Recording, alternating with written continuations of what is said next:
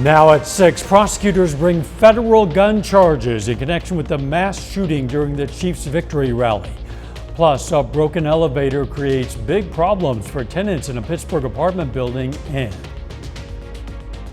these small coins are going towards an effort to make a big difference in kids' lives. I'm Anthony Saviello. I'll have more coming up. The 4 states' most watched news starts now.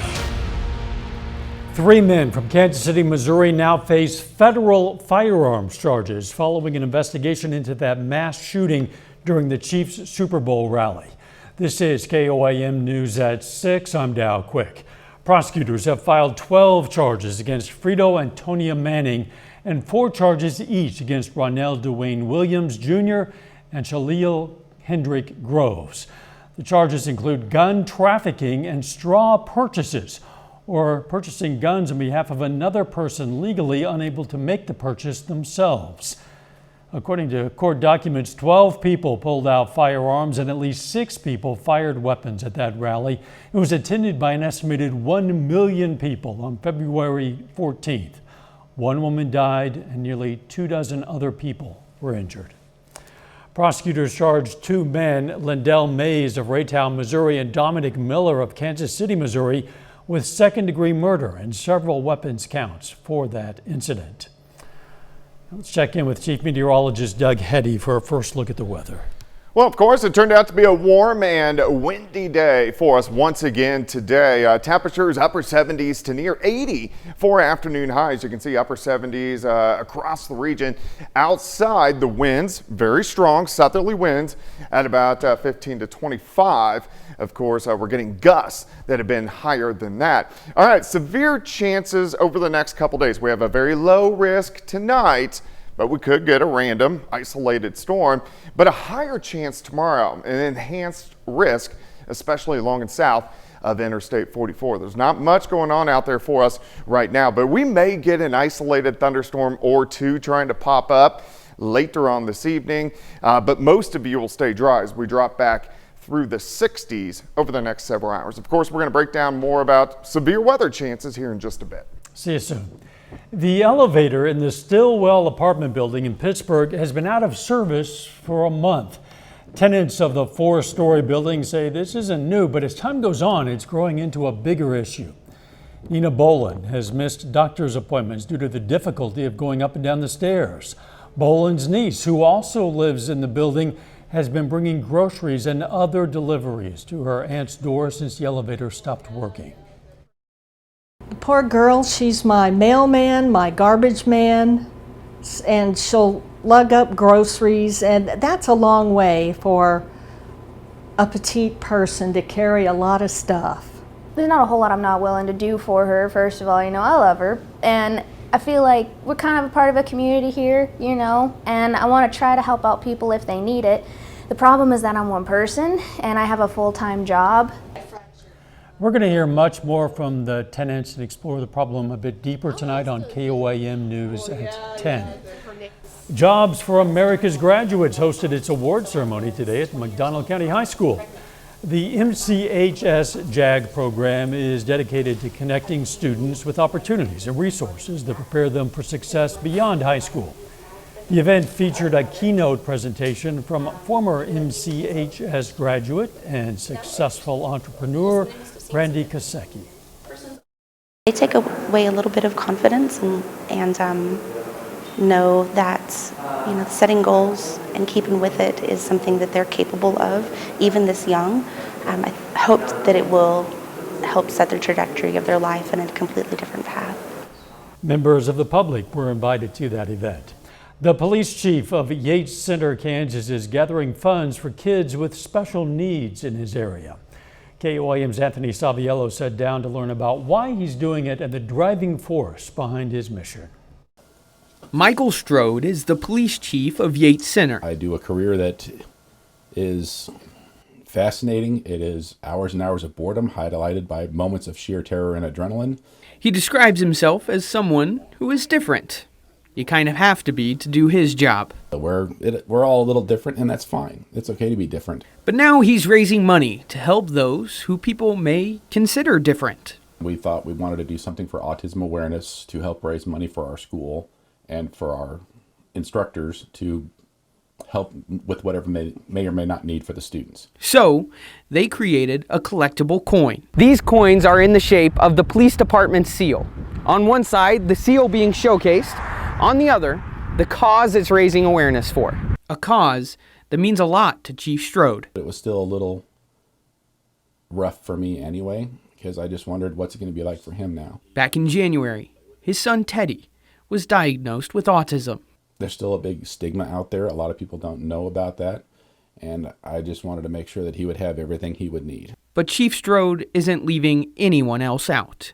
I want to continue to help moving forward to help our students with whatever they may or may not need to be successful in our modern day society. And if that means that I need to help purchase anything from sunglasses to iPads to a blanket, I will do so for the students. And these coins are one way to make sure of that. Reporting in Yates Center, Anthony Saviello, KOAM News. To find a link to buy one of those challenge coins for $10, go to our website. Again, that's KOAMnewsnow.com. A McDonald County standout makes the move to MSSU. John's going to have details on the Mustang going up to the next level later in sports. But first, KOAM's Tanya Bach takes us for a closer look at the issues surrounding homelessness in the force. In 2023, about 20 out of every 10,000 people in the U.S. were experiencing homelessness. That's a 12% increase from the previous year.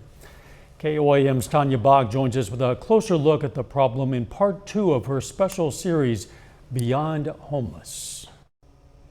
Not only is homelessness on the rise, but America is also experiencing a housing shortage. According to Freddie Mac, the country is short about 3.8 million homes, both for rent and for sale. But before housing even becomes an option, you first need to have the desire to get off the streets. And a lot of times that means having the right person in your corner. We're already put down, their foot's already down on our necks. But you're already counting yourself out before you even try. No, you don't understand. I already did try. But then you got to try again. Trying to get off the streets and into a home in a city like many others in America that's experiencing both a housing shortage and a homeless boom. If I don't know them, I just tell them that, hey, I've been there too. Turn back the clock 12 years. Brian West was staying in a house in Pittsburgh with no utilities, borrowing electricity from his neighbors. I mean, I was basically homeless, living in a home. His turning point came after a run-in with the law. Life is precious, and I'm glad I just stopped wasting it. Today, West spends his free time cruising around, helping others find the right path. I don't know who you are, but I'm a recovered addict, bro. And I was just wondering if you wanted to talk about recovery for a second. Sometimes I'll see them and I'll plant a seed, and they might be high. They don't want to talk to me. So the next time I'll see them again, and I'll plant another seed. And 4 or 5, sometimes a year or two later, they start to become interested. Maybe they got arrested a few more times and life sucks a little bit more.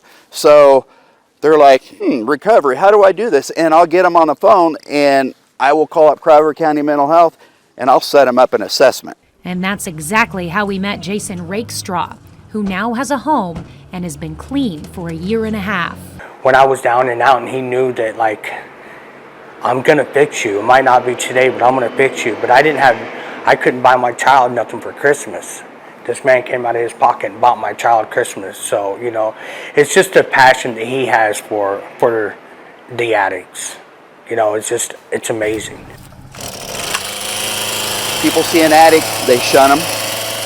Not me, because I've been there. And if I mean, the longer they go without people trying to show them a little bit of compassion, the longer they're going to stay out there. And before you know it, jails, institutions, or death. West said he plans to continue sharing his compassion. What's up, man? I'm Nick. One conversation at a time. In the third part of my series, Beyond Homeless, we learn how one Southeast Kansas nonprofit is planning to build housing for the homeless in Pittsburgh. Tanya, thanks. I hope you'll join us tomorrow night at 6 for that final piece in Tanya's special report, Beyond Homeless. You can watch the first 2 segments again on our website, KOAMnewsnow.com. A little bit later, Joplin High School hires a new head coach for the volleyball team. John's going to have more on the new head Eagle in just a few minutes. Plus, severe threat for thunderstorms sticking around the next couple days. We're going to look at that coming up. Hey, and Spiva Center for the Arts.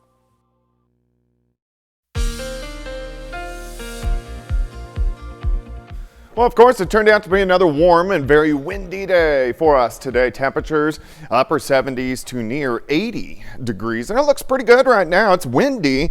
It's a nice shot of our Cornell Arts and Entertainment Complex tower cam, of course.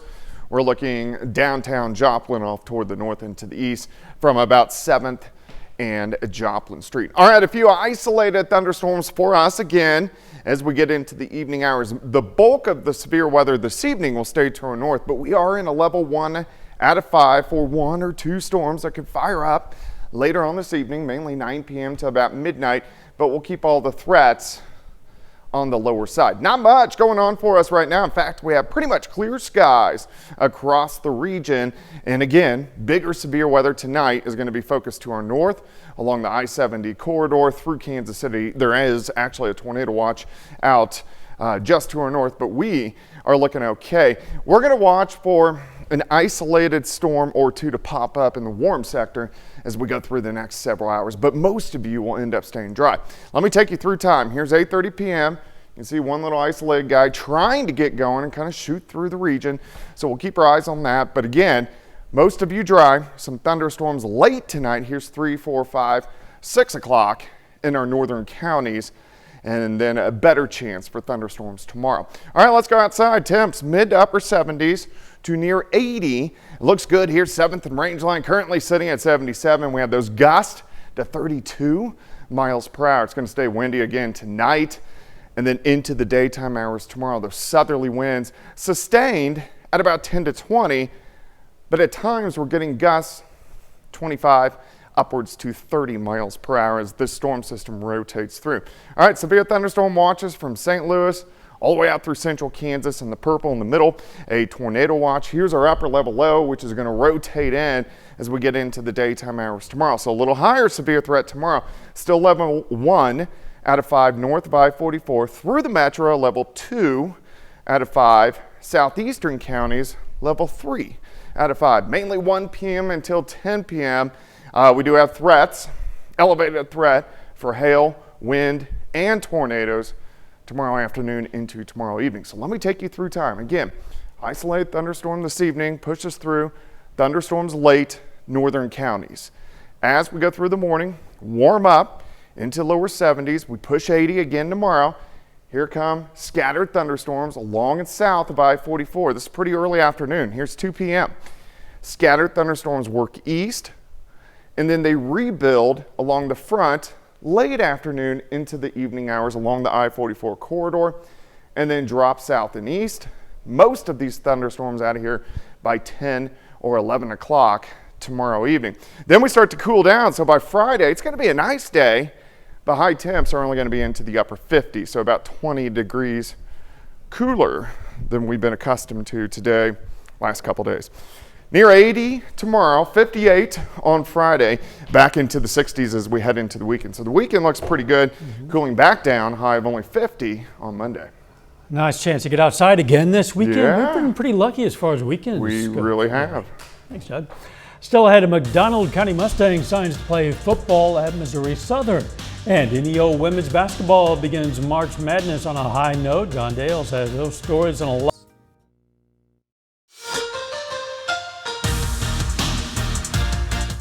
Hey, welcome into sports. I'm John Dales. Missouri Southern football has brought in several players from the 4 states area during this year's recruiting cycle, and the Lions add to that today with an all-state defensive lineman. McDonald County High School senior Jace Hitt signs to play college football at Missouri Southern. The future Lion is a 2-time All-Big 8 and All-Area offensive and defensive lineman. He also earned second-team All-State honors as a D lineman this season. Hitt says he's excited at the opportunity to become a difference maker right away in Joplin. Obviously looking to crack the starting lineup. Hard thing to do as a true freshman, and hoping to do that and show these coaches what I'm about and show them what Matt County's about. Put Matt County on the map, really, and I'll go there and show my work ethic and crack the starting lineup and hopefully be a great player there. Well, we're about 6 months away from high school volleyball season in Southwest Missouri, but today, big coaching news on that front. Joplin High School hires a new head volleyball coach, Emily Killian. The Eagles announced via press release she comes to Joplin after being an assistant for McDonald County High School. Now, Killian says she's incredibly grateful for the opportunity and to become a part of the Joplin Eagle community, and she looks forward to preparing for the season with the team this summer. Now, NEO women's basketball in the quarterfinals of the Region 2 tournament today, down by 2 with just a couple seconds left to play, and Nakia Blakely puts up a 3 at the horn, and it goes. The Lady Norse stun Redlands at the horn. They advance to the regional semifinals on Friday at 3:30 in Muskogee. That brings the NEO ladies just 2 wins away from a trip to the NJCAA tournament. Now, the most recent Division II coaches poll in college baseball is released this afternoon, and Missouri Southern moves up to the 9th spot. Lions were ranked 10 last week. They've won 7 in a row. Maybe most impressively, they're 15-0 at home. Southern plays 3 games at Pittsburgh State starting on Friday. And the second round of the Big 12 tournament takes place today in Kansas City. Both the Jayhawks and the Wildcats have games this evening. Kansas State, 10 seed in the conference, Wildcats still clinging to hopes of an NCAA tournament bid, would be left out if they can't get a win tonight. Almost certainly they play Texas. The game just started a few minutes ago. Now, usually you'd think Kansas wouldn't have to play this early in the tournament, but the Jayhawks are the 6th seed. They're in the final game of the night against 11 seed Cincinnati. It's set to tip off at 8:30. KU won the first meeting between them back in January. And with NEO women getting March Madness started on the right foot with that buzzer beater today. Yeah, buzzer beater always exciting when it comes in tournament play. Of course. Yeah, even more so. We'll be right back. Here's a look at what's coming up on KOAM News at 9 on Fox 14. We're going to have more on the issues facing residents at Pittsburgh's Stillwell Apartments, where the elevator has been broken for weeks now. Plus, insect farming could be the next innovation to help reduce the climate crisis. Yeah, insect farming, and it's the fastest growing high school sport in America. We're going to learn about the rise in girls wrestling programs. Those stories, a lot more. It's coming up tonight. KOAM News at 9 on Fox 14. Steadley Elementary third graders transformed into iconic historical figures from Missouri today. Students performed at the famous Missourian Wax Museum in the Steadley Library for their parents and family members. This is in Carthage. Some of the wax figures included George Washington Carver, Dick Van Dyke, and Laura Ingalls Wilder, all with Missouri roots. There you go. The weather could be changing pretty rapidly over the next couple of days. Yeah, a couple isolated storms for us this evening into the overnight hours, but thunderstorms tomorrow afternoon. Some of those could be strong, possibly severe, so we got to keep our eyes on that, of course. We'll be on top of it tomorrow. Final sports note. We're going to have updates and scores from Kansas City in the Big 12 tournament later tonight. Look forward to that. Thanks for joining us. We'll see you right back here for KOAM News at 10. Let's make it a great